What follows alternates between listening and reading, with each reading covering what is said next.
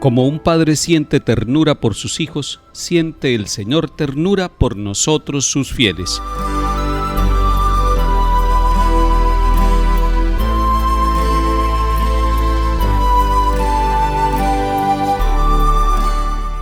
En el nombre del Padre, y del Hijo, y del Espíritu Santo. Amén. Lectura del segundo libro de Samuel, capítulo 18. En aquellos días, Absalón fue a dar a un destacamento de David. Iba montado en un mulo, y al meterse el mulo bajo el ramaje de una encina copuda, se le enganchó a Absalón la cabeza en la encina, y quedó colgado entre el cielo y la tierra, mientras el mulo que cabalgaba se le escapó. Lo vio uno y avisó a Joab: «Acabo de ver a Absalón colgado en una encina». Agarró Joab 3 venablos y se los clavó en el corazón a Absalón. David estaba sentado entre las 2 puertas. El centinela subió al mirador, encima de la puerta, sobre la muralla, levantó la vista y miró. Un hombre venía corriendo solo. El centinela gritó y avisó al rey. El rey dijo: «Retírate y espera ahí». Se retiró y esperó allí. Y en aquel momento llegó el etíope y dijo: «Albricias, majestad, el Señor te ha hecho hoy justicia de los que se habían rebelado contra ti». El rey le preguntó: «¿Está bien mi hijo Absalón?». Respondió el etíope: «Acaben como él los enemigos de su majestad y cuantos se rebelen contra ti». Entonces el rey se estremeció, subió al mirador de encima de la puerta y se echó a llorar, diciendo mientras subía: «Hijo mío, Absalón, hijo mío, Absalón, ojalá hubiera muerto yo en vez de ti. Absalón, hijo mío, hijo mío».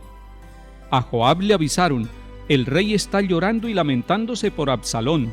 Así la victoria de aquel día fue duelo para el ejército, porque los soldados oyeron decir que el rey estaba afligido a causa de su hijo.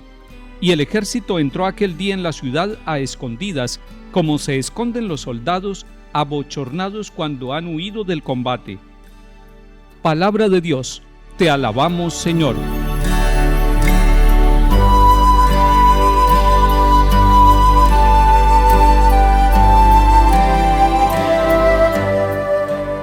Hay triunfos en la vida que tienen sabor a derrota. Hoy, cuando estamos leyendo este capítulo 18 del segundo libro de Samuel, nos encontramos con una realidad parecida a lo que estamos diciendo. Aparentemente es un triunfo para el rey David, la muerte de Absalón, porque Absalón lo estaba persiguiendo a él.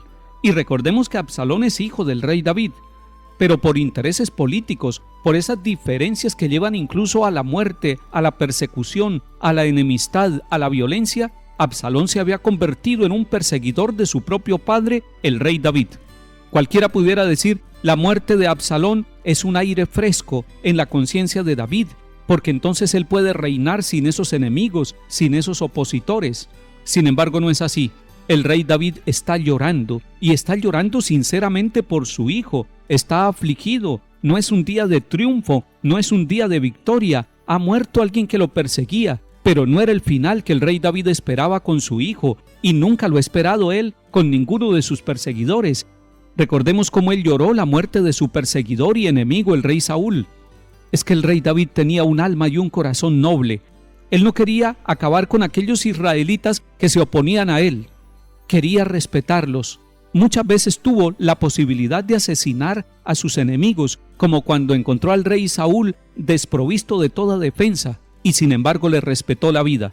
En ese sentido, el rey David es un hombre que, a pesar de que lucha contra los pueblos opositores a su pueblo que es Israel, sin embargo los enemigos dentro de su pueblo le merecen el respeto, le merecen la dignidad, y eso es un ejemplo para todos nosotros, y en nuestros tiempos sería importante volver a esa actitud del rey David.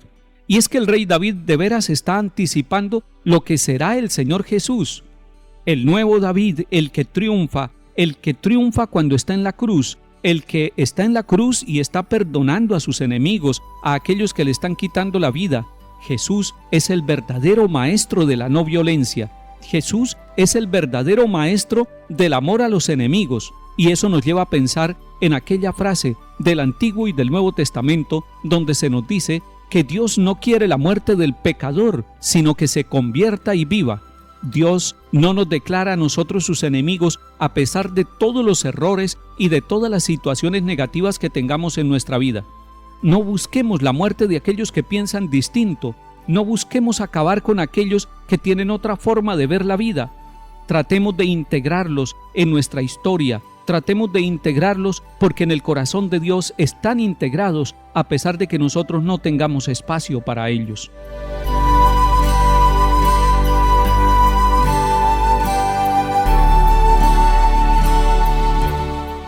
Salmo 85. Inclina tu oído, Señor, escúchame, que soy un pobre desamparado. Protege mi vida, que soy un fiel tuyo. Salva a tu siervo que confía en ti. Tú eres mi Dios, piedad de mí, Señor, que a ti te estoy llamando todo el día. Alegra el alma de tu siervo, pues levanto mi alma hacia ti. Porque tú, Señor, eres bueno y clemente, rico en misericordia con los que te invocan. Señor, escucha mi oración, atiende a la voz de mi súplica.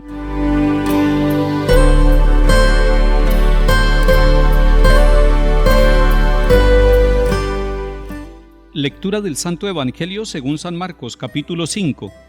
En aquel tiempo, Jesús atravesó de nuevo en barca a la otra orilla. Se le reunió mucha gente a su alrededor y se quedó junto al lago. Se acercó un jefe de la sinagoga que se llamaba Jairo, y al verlo se echó a sus pies, rogándole con insistencia: «Mi niña está en las últimas. Ven, pon las manos sobre ella para que se cure y viva». Jesús se fue con él, acompañado de mucha gente que lo apretujaba. Había una mujer que padecía flujos de sangre desde hacía 12 años. Muchos médicos la habían sometido a toda clase de tratamientos y se había gastado en eso toda su fortuna, pero en vez de mejorar, se había puesto peor.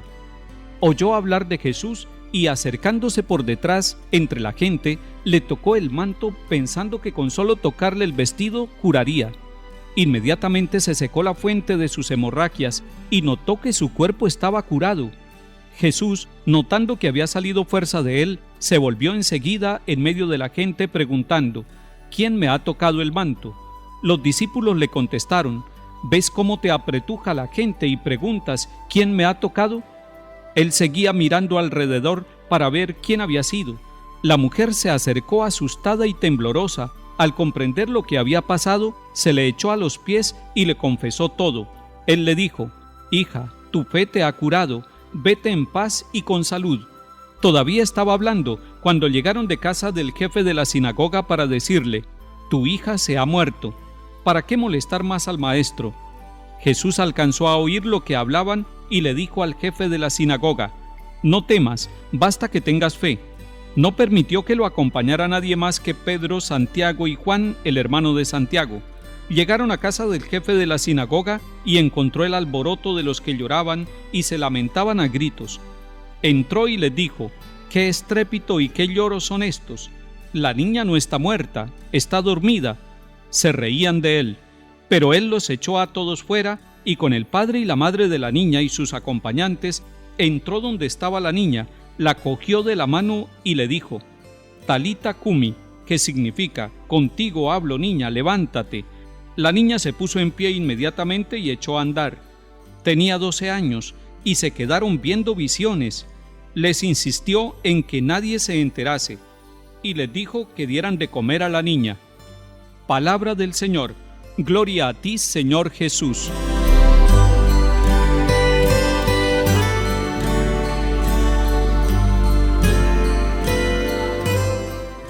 Este capítulo 5 de San Marcos nos muestra a nuestro Señor Jesucristo sanando a dos mujeres.